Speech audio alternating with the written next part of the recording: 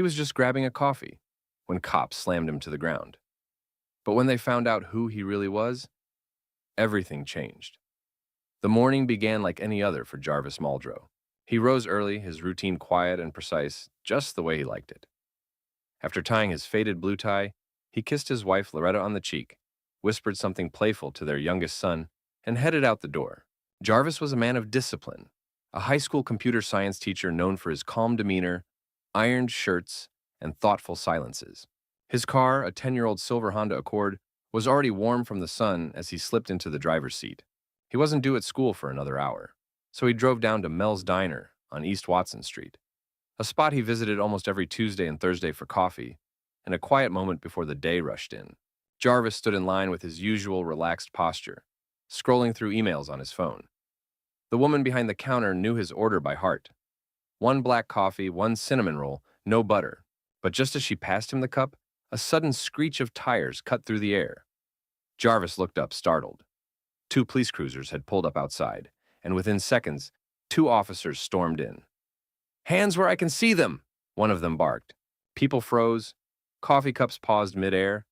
Jarvis turned instinctively toward the commotion, confused, until both officers rushed at him. "You match the description of an armed suspect," the taller one snapped, as he shoved Jarvis to the ground. Hot coffee splashed across the tile.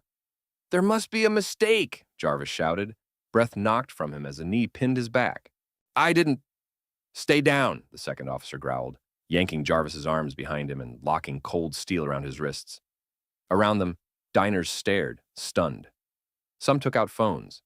A few called out, "Hey, he didn't do anything," but none of it mattered. Within minutes, Jarvis was dragged outside, cuffed, shoved into the back of a cruiser. His heart pounded, not from fear of guilt, but from fear of being unheard. He was innocent, but right now no one cared. The ride to the station felt like an eternity for Jarvis Muldrow. The hard plastic seat beneath him, the tight bite of handcuffs behind his back, and the blur of confused, horrified thoughts spinning in his mind, none of it made sense. He had done nothing wrong. Absolutely nothing. And yet, here he was, treated like a violent criminal. The officer driving the cruiser, a stern-faced man with a square jaw and the name tag Selden, didn't speak a word. He avoided eye contact in the mirror. The younger officer beside him, Storman, glanced back a few times with suspicion, as if Jarvis might somehow break out of the cuffs and launch an attack. The tension in the air was thick and dehumanizing. At the station, Jarvis was led through steel doors into a fluorescent-lit hallway that smelled faintly of sweat, bleach, and old paper. They processed him like a common thug.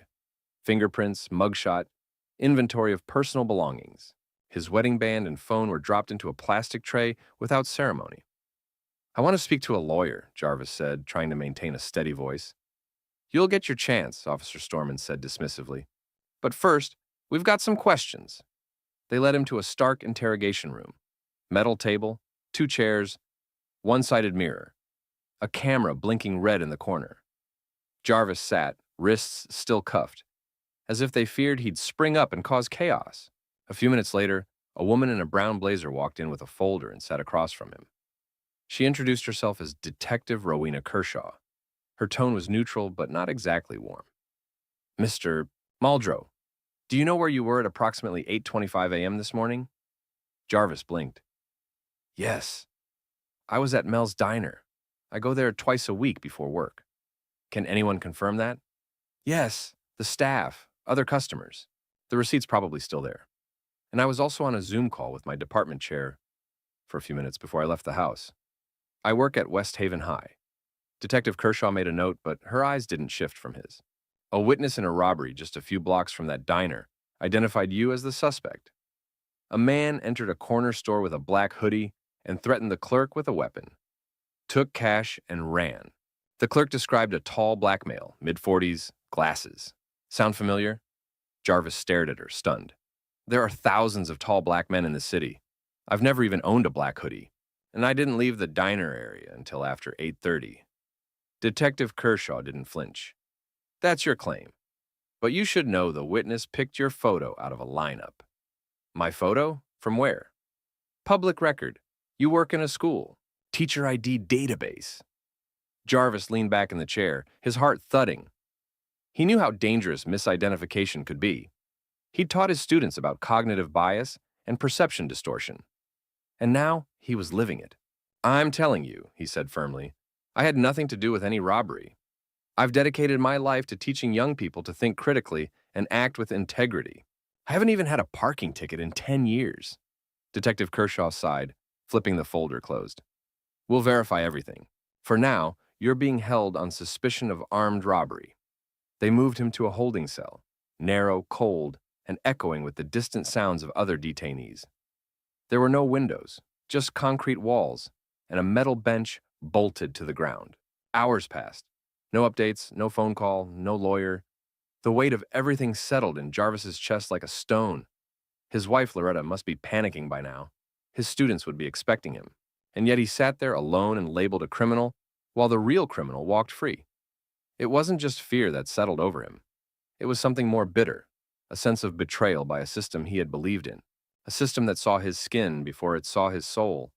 And the worst part was, this was only the beginning. Loretta Muldrow hadn't heard from her husband in over 6 hours. That alone was terrifying. Jarvis was nothing if not consistent. He texted when he arrived at school, called during lunch to check in, and was always home before dinner, unless there was a parent meeting or emergency.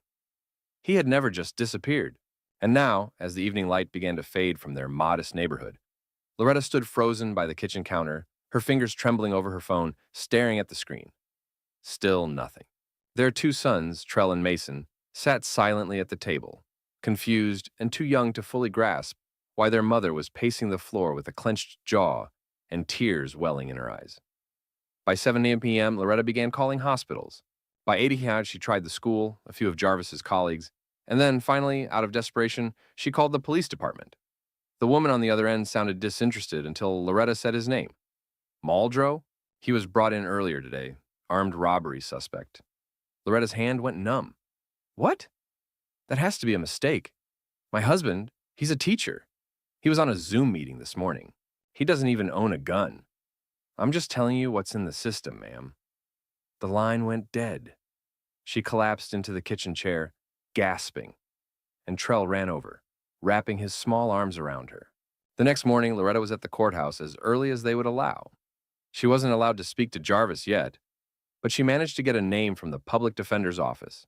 They had assigned her husband a lawyer, young, white, and wildly out of place in the heavy air of the holding cells.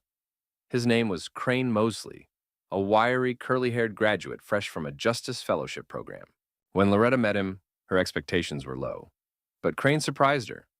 "I've read the file," he said calmly, seated across from her in the dusty waiting room of the detention center. "And frankly, this case is weak.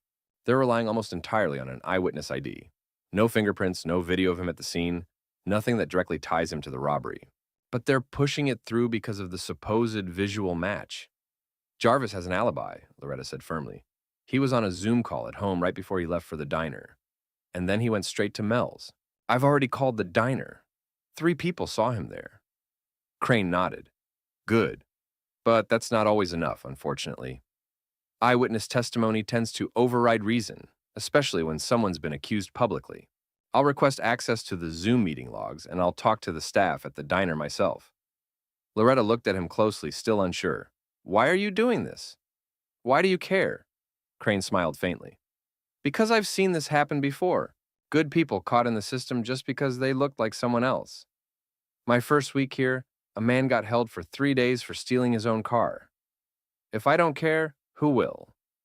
That same afternoon, Crane was allowed a brief visit with Jarvis. He found him in the holding cell, still in the same clothes, his eyes tired but alert. "Mr. Muldrow, I'm your appointed defender, Crane Mosley," he said through the thick plexiglass. "I've started reviewing your case. I believe you, and I think we can fight this. But I need you to be patient." Jarvis let out a long breath. "They haven't let me call my wife." "I know. I spoke with her this morning. She's fighting for you. She's amazing." A moment passed. The 2 men looked at each other. Very different worlds, very different lives, but something unspoken passed between them. Crane continued. "I've seen the witness ID report. It's thin. But the prosecutor wants to make an example. It's election season. They're moving fast. We have to move faster." Jarvis nodded slowly. I just want the truth to come out. I don't want revenge. I just want to go home. Crane stood. That's my job now. To make sure you do. As he left the holding facility, Crane felt the weight of the case settle on his shoulders, not just because of the legal challenge, but because of the injustice already done. He was no fool. He knew what this looked like. A black man wrongly accused. A biased system already halfway to conviction. But he also knew Jarvis was more than a case file. He was a human being, a father, a husband, a teacher, and someone had to fight for him. Crane Mosley wasted no time. The moment he left the detention center, he drove straight to Mel's Diner on East Watson Street, where Jarvis had supposedly been during the time of the robbery. It was a warm afternoon, the sun already sliding westward, as he stepped inside the small, bustling establishment. The aroma of bacon and fresh coffee clung to the air, mingling with the low hum of conversation. A waitress with tired eyes and a bright blue apron approached him. Her name tag read Joni. I'm looking into something important, Crane said gently. Did you happen to see a man here yesterday morning? Tall, glasses, early 40s, polite, always orders black coffee and a cinnamon roll. Joni blinked. That sounds like Jarvis. Yeah, he was here. Same as always. Sat at the window. Seemed in a good mood. Do you remember what time he came in? She thought for a moment. Just before 8:30. I remember because the coffee machine jammed and I was late bringing his order. He was already finishing his call when I walked up. Crane's pulse quickened. Do you think you'd be willing to give a statement to that effect? Of course, she said. That man couldn't rob a store if you paid him. He tutors half the neighborhood kids for free. Encouraged, Crane called two more witnesses who had been in the diner at the time. One, a retired veteran named Chester Boone, and the other, a young mother named Tiara Dell, who worked the early shift at the hospital. Both confirmed Jarvis's presence that morning, placing him far from the crime scene. That night, Crane worked late. Combing through the Zoom logs from West Haven High, he finally found the digital fingerprints he needed. Jarvis had joined a call from his home IP address at 8:04 a.m. and had been actively speaking until 8:22 a.m., which made it physically impossible for him to have committed the robbery just minutes later, several blocks away. But there was one major problem. When Crane presented this to the assistant district attorney the next morning, she barely glanced at it before shrugging. Alibis are easy to fake, she said. A Zoom call? Maybe someone else logged in from his place. We have an eyewitness who picked him out. That's a lot stronger than a digital timestamp. Crane stared at her, dumbfounded. You're choosing a frightened store clerk's shaky memory over hard technical proof? Even when three people place him at a completely different location? It's not personal, she said flatly. Let it play out in court. Crane walked out of the office seething. The system wasn't built to correct itself easily. Once a narrative was in motion, it gathered momentum like a runaway train. Innocence wasn't always enough. You had to prove it in a language the system respected. And sometimes, even that wasn't enough. Meanwhile, in his cramped holding cell, Jarvis was losing hope. The longer he sat behind those cold metal bars, the more surreal everything began to feel. He'd spent his life living quietly, teaching with passion, helping students find their voice. He'd written cybersecurity curriculum used across the state, and now he was treated like a threat. One evening, a guard tossed him a newspaper. The headline read, Local teacher, charged in armed robbery. Community shocked. Below it was an old photo of him smiling with a group of students. It felt like mockery. He closed his eyes and tried to focus on Loretta's face, on his boys, on the little rituals that made up their life, Sunday pancakes, backyard science experiments, bedtime trivia games. The ache of missing them was unbearable. The next day, Crane returned with news. I got the Zoom records, solid proof you were home. And I have 3 witnesses from the diner, but the prosecution isn't budging. Jarvis exhaled sharply. So what now? We push harder. There has to be more. A camera, a phone ping, something that places you exactly where you say you were. Jarvis leaned forward, gripping the edge of the table. Check the city bus. I took it to the diner that morning. Route 27. I remember seeing a woman with a red stroller and a guy blasting music through headphones. There's a camera at the front of the bus. It might show me getting off near Mel's. Crane's eyes lit up. That could change everything. He left with renewed determination, knowing this was more than a case now. It was a battle against lazy assumptions, racial profiling, and bureaucratic inertia. And for the first time in days, Jarvis felt a flicker of something deeper than frustration. Hope. Crane Mosley didn't sleep that night.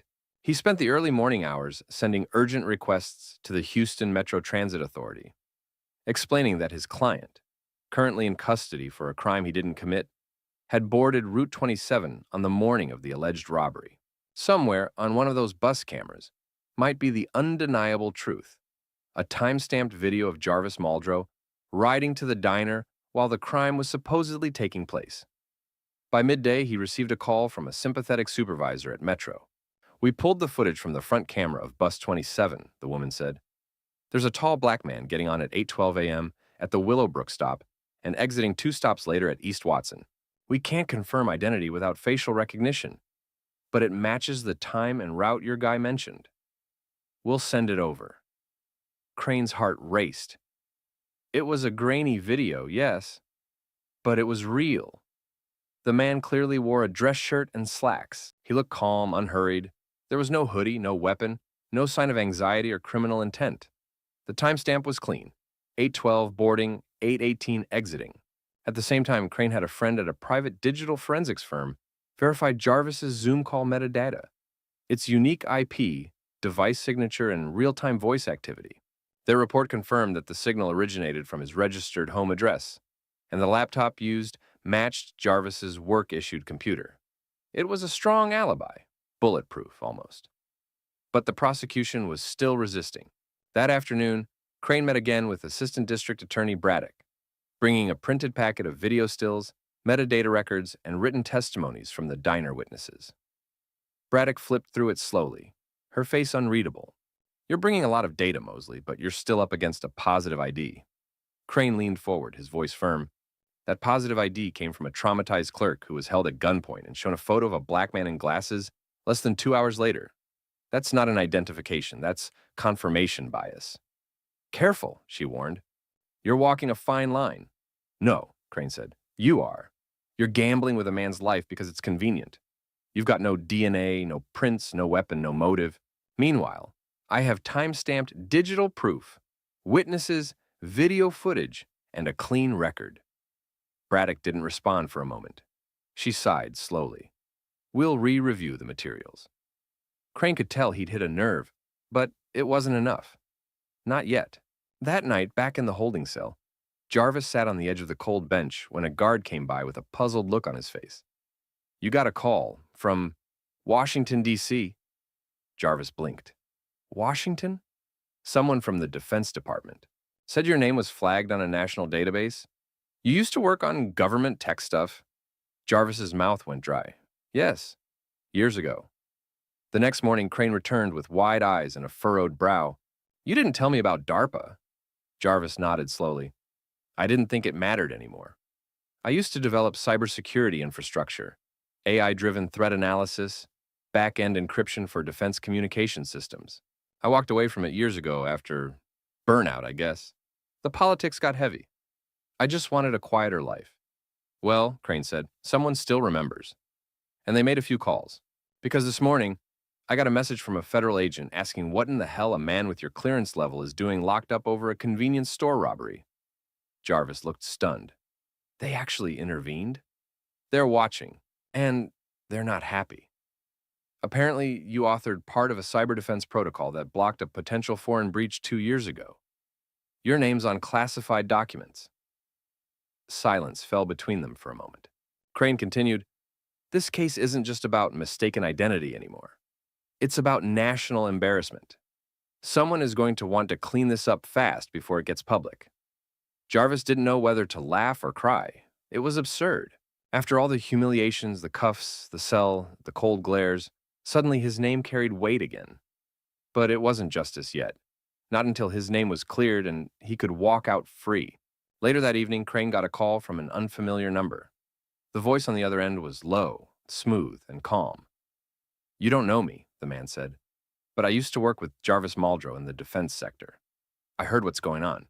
Let me give you a piece of advice. Follow the pressure trail. The more you push the media, the more they'll want to make this disappear. Quietly, cleanly." Crane nodded slowly. "Understood. Who are you?" The man paused. Let's just say someone who still owes Jarvis a favor.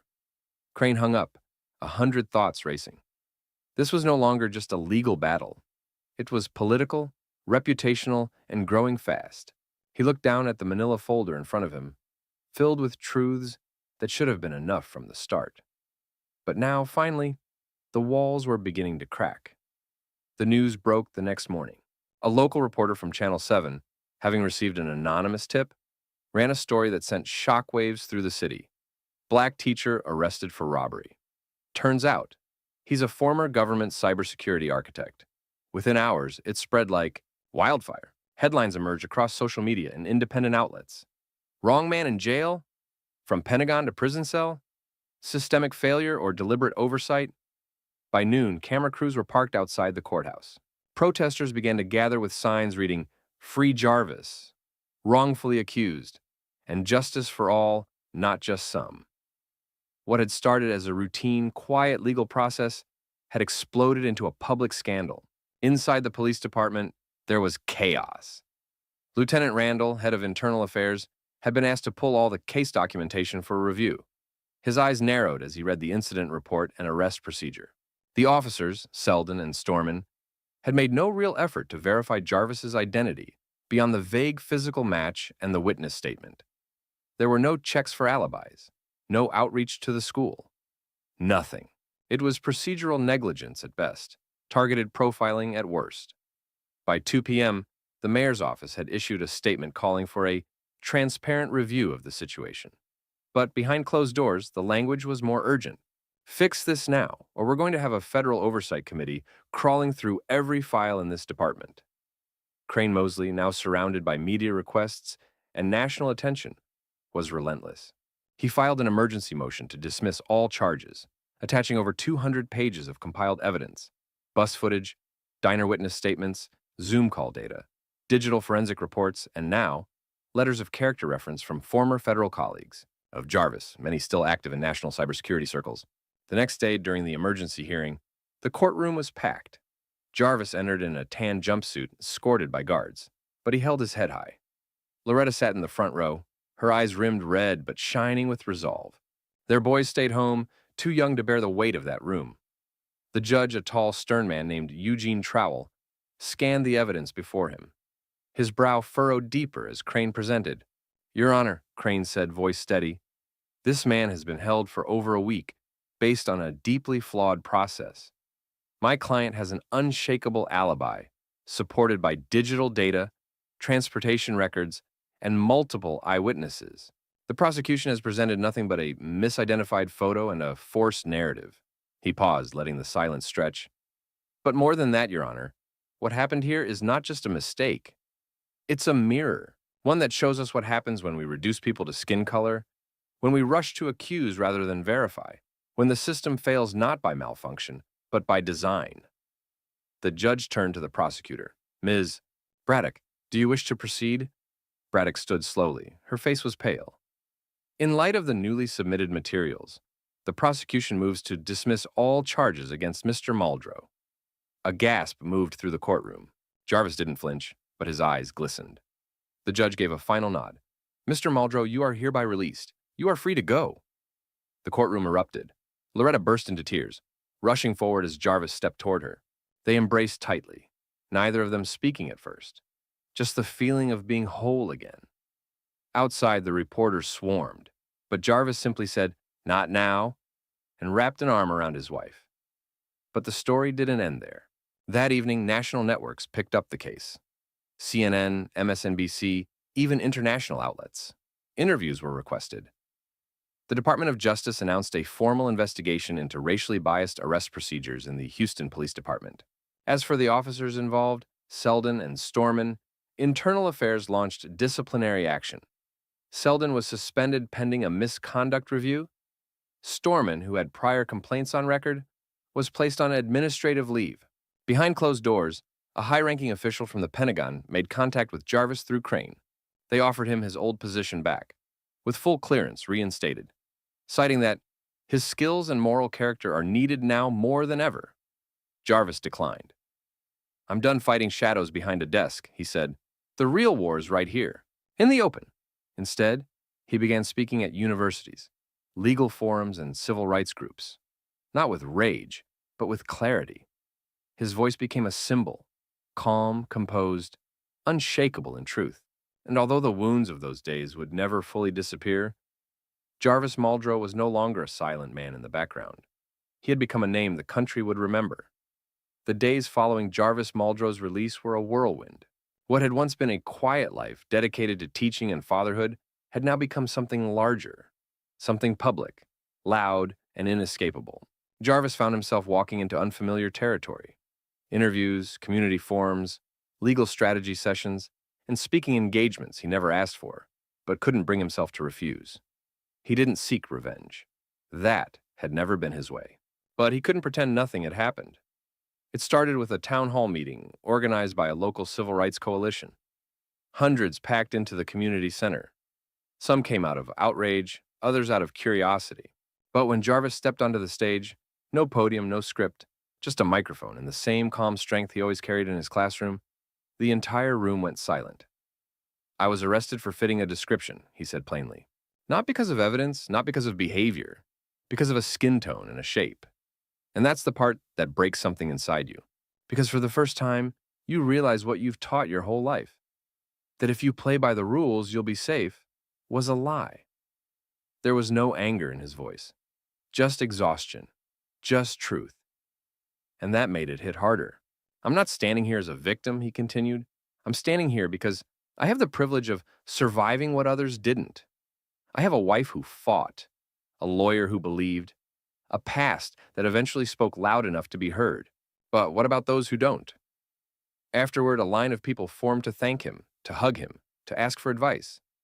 A young man, maybe 17, stepped forward with trembling hands and said, "Mr. Muldrow, I thought I had to hide who I am just to stay alive. But now I see I don't have to be invisible." Jarvis put a hand on the boy's shoulder. "You just have to be undeniable."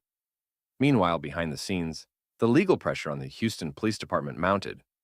Civil rights attorneys launched a class-action lawsuit alleging systemic racial profiling and abusive procedure. Jarvis's name appeared prominently, not as a plaintiff, but as a symbol of why the lawsuit mattered. Crane Mosley, still reeling from the speed with which the case had grown, became a kind of reluctant star in the legal community. Law schools reached out for guest lectures. Advocacy groups asked for guidance. For a young man who once doubted his place in the world of justice, it was a baptism by fire. In a small, quiet moment, Crane and Jarvis sat together on a park bench after a long meeting with a nonprofit. Children played in the distance, the sun dipping behind the trees. Crane said, "Part of me still can't believe how far this went. I've read about these kinds of cases in textbooks. I never expected to live through one." Jarvis gave a small, tired smile. "Neither did I. You ever wish you hadn't been recognized by the Department of Defense? That your past had stayed buried?" Jarvis was silent for a moment. "Sometimes. But then I think, maybe the only way to protect people is to stop hiding. Maybe the only way to fight something this big is to step into it." Crane nodded. "You think it'll change anything?" Jarvis looked at him. "I don't know. But if even one officer hesitates before putting his knee on someone's back, if one prosecutor asks one more question before rubber stamping a charge, then maybe it's worth it." That week, Jarvis received a letter in the mail from one of his former students. It was handwritten, a little messy, but full of sincerity. "Dear Mr. Muldrow, you probably don't remember me. I was in your coding class 3 years ago. I hated school back then. I didn't think I'd ever do anything useful. But you told me I was smart, even when I acted like a fool. You told me the world needed people like me to build it better. I just got my first internship at a software firm. I think I'm on my way now. I saw what happened to you on the news. I'm so sorry, but also, thank you. You're still teaching, even if it's not in a classroom." Jarvis folded the letter slowly and held it for a long time. In his home, where normalcy was still returning in fragments, Loretta tried to keep things grounded. She cooked. She tended the garden. She refused to let their boys grow up thinking the world was evil. But she also didn't hide the truth. "They need to know what happened," she told Jarvis one night, "so they can choose what kind of men they'll be." Jarvis nodded. He agreed, but he also made sure they laughed every day, played catch, danced to music, built things with Legos. He wouldn't let fear own their future. The scars were there, on the surface, under the skin, in the way people stared a second longer in public now. But Jarvis carried them with dignity, not as wounds, but as witness. He had no desire to become famous. He just wanted the world to listen for once.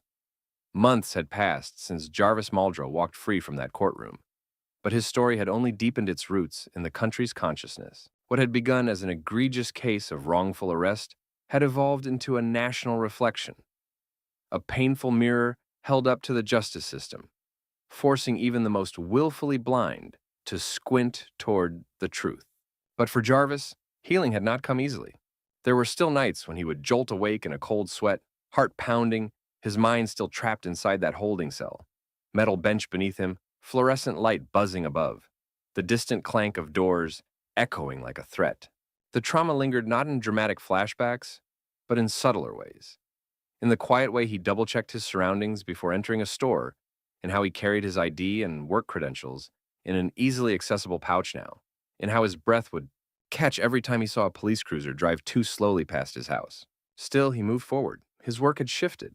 Though he hadn't returned to full-time teaching, Jarvis began designing and hosting workshops around the country, using his background in technology and his lived experience to lead conversations on digital justice, algorithmic bias, and civil rights. In the modern age, his talks were structured but deeply human.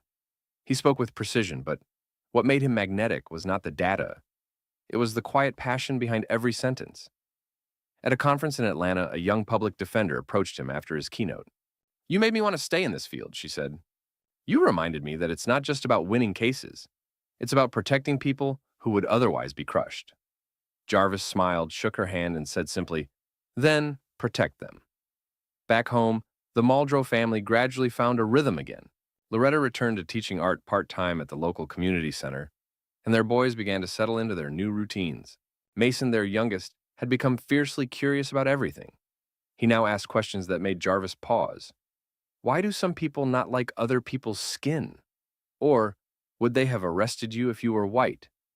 Jarvis never lied to his son, but he also never let the answers kill hope. They were wrong, he'd say, but that's why we have to be strong and kind and brave, so we can build something better. Then, one morning, a letter arrived by certified mail. The envelope bore the seal of the Department of Justice. Jarvis opened it slowly, expecting more bureaucracy. Instead, it was a formal notice.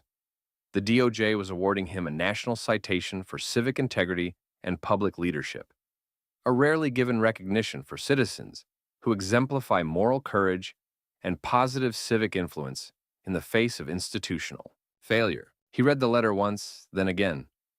There was no fanfare in his response, no shouting, no tears, just a long, quiet moment of stillness in the kitchen as sunlight spilled across the counter. Later that week, the ceremony took place in Washington, D.C., in a marble hall filled with politicians, federal leaders, and press. When Jarvis took the stage to accept the award, he wore the same navy suit Loretta had helped him pick out the night before. He stood before the microphone, holding the weight of the moment in his hands. "I didn't ask for this," he began, "and I didn't earn this by doing something extraordinary. I was arrested for buying coffee, that's all. But what happened next?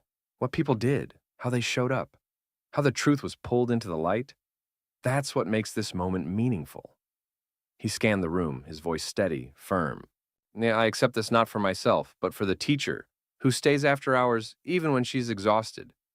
For the father who's afraid to let his son walk alone. For the innocent man still sitting behind bars waiting for someone to believe him. And for every person who's ever been told they are less than because of how they look, where they live, or what they believe. I stand here for you." A standing ovation followed, not out of sympathy, but out of reverence. Back in Houston, the police department quietly announced a new policy requiring secondary verification of all suspect IDs before an arrest could be made. Officer Selden resigned. Storman was formally discharged. And though that couldn't undo the past, it signaled that something, at last, had shifted.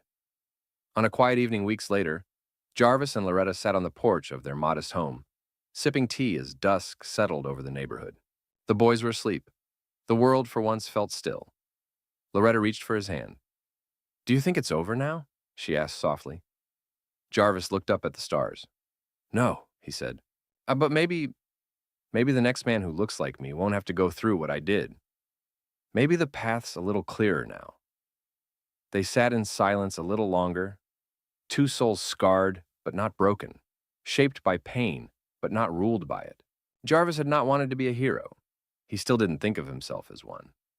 But in the eyes of those who heard his story, who saw in him something powerful and real and unshakable, he already was. As the author of this story, I believe the ending is not a conclusion, but a beginning. Jarvis Muldrow's journey, from wrongful arrest to public recognition, is both heartbreaking and empowering because it mirrors a much larger truth about the world we live in.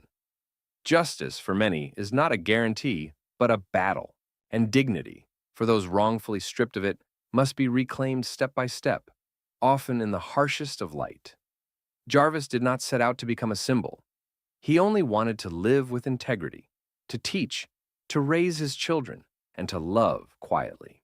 But when the system failed him, he chose not to respond with vengeance, but with clarity, strength, and humanity. That choice transformed everything. To me, this story is about the resilience of one man, but also about the power of community, courage, and truth.